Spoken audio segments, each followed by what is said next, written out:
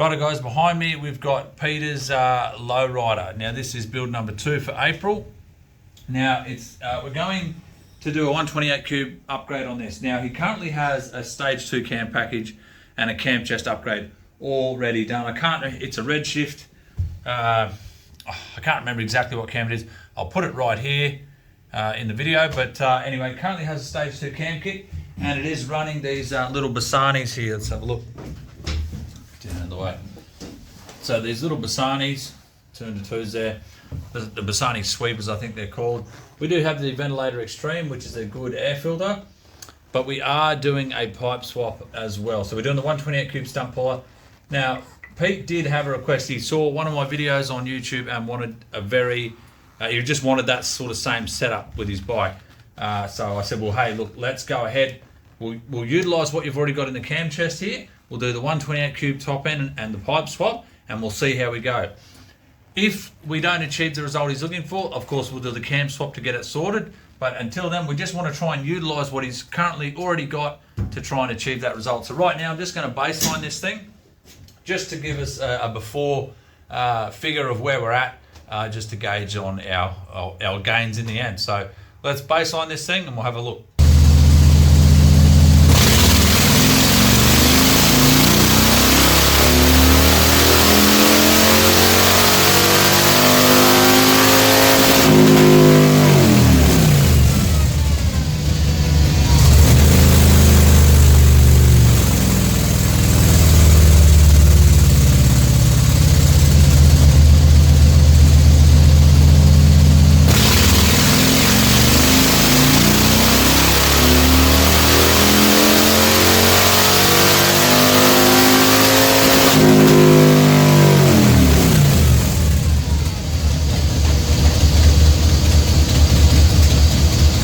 Guys, let me just get my mask off. I'll take a look. So I've just done the 3 runs there, back to back. So let's have a look. 92, 93, 94, 113, 113, 114. So pretty repeatable there. Not a bad looking graph. Tabletop torque curve. Look at that. Perfect. Falls away at 4,000. But yeah. Now we've got a guide to go on. So let's get this thing into the workshop, tear it down, do the engine build, do the pipe swap. As I said, we're going to keep that current camshaft and see how it responds. If it doesn't work out to what we're trying to achieve, then we'll swap it out. Let's go.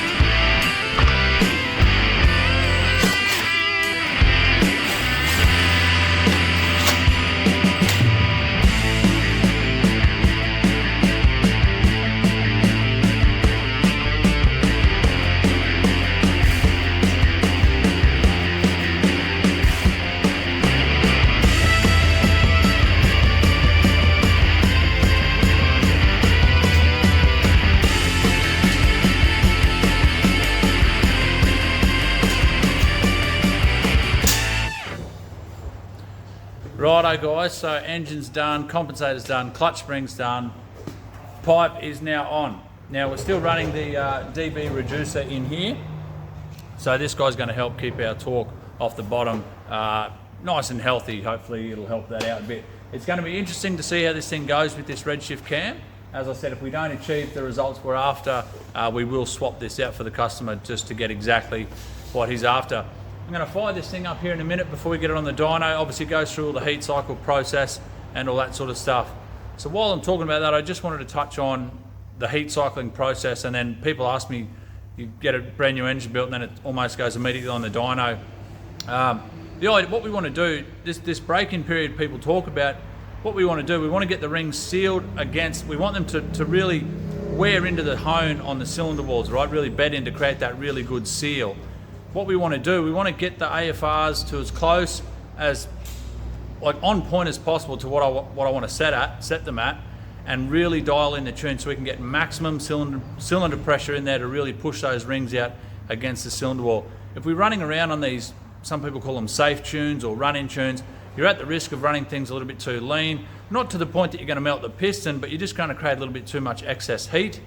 And of course, if you run them too rich on these safe tunes, you're at risk of washing the bore, and of course that's no good either. So yeah, this break-in period, I've talked about this a lot in other videos, but yeah, basically what we want to do, we want to heat cycle the engine a few times. We want to expand and contract the cylinders, the piston, the rings, the engine, everything, let it cool down, warm it back up, do that a couple of times, and then we want to get it on the dyno, and we want this tune as spot on, as quick as possible. That's the name of the game. Righto, we'll fire this thing up here and we'll have a listen to it.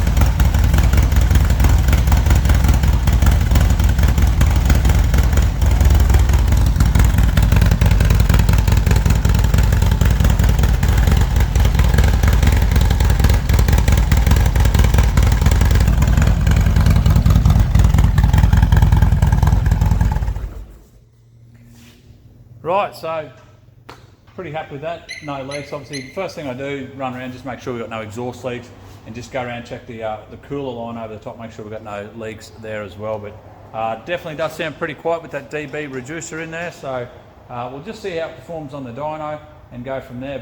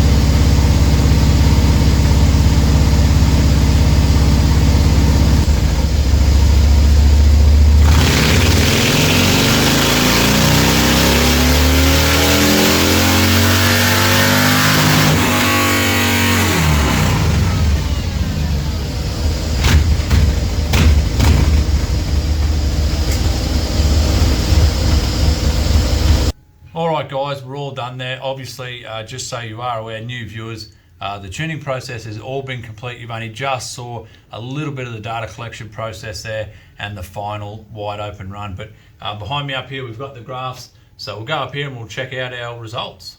All right, guys, check that out. So as you remember, we were making 94 horsepower, 114 foot-pounds of torque. We're now up to 120 and 144. Now, while that power is probably a little low as what you expect out of 128, this is a rather smaller torque cam, the REDSHIFT 468. So early intake closing, so probably not going to get much more power than that, even with the pipe swap on there. But great. The customer was after a brilliant low-end torque curve, which I believe we've achieved perfectly there for him. You can see from 2,000 RPM and on, well, just after 2,200 RPM, we're north of 130 foot-pounds of torque, and then we climb into the mid-range there of 3,500 RPM. We are up to 144 foot-pounds of torque. So really happy with that. That is super smooth, very broad. I've pulled the rev limiter up just a little bit. It was sort of revving out there on that initial churn. I've just sort of pulled that back because it's just not making power and there's no need to rev it that far. But this is going to feel very, very strong on the street, very smooth and very usable nonetheless. Well, guys, I hope you enjoyed the video. That's it for this one. Check out these other videos here or there, wherever they are on the screen. Watch them if you want, and I'll see you next time.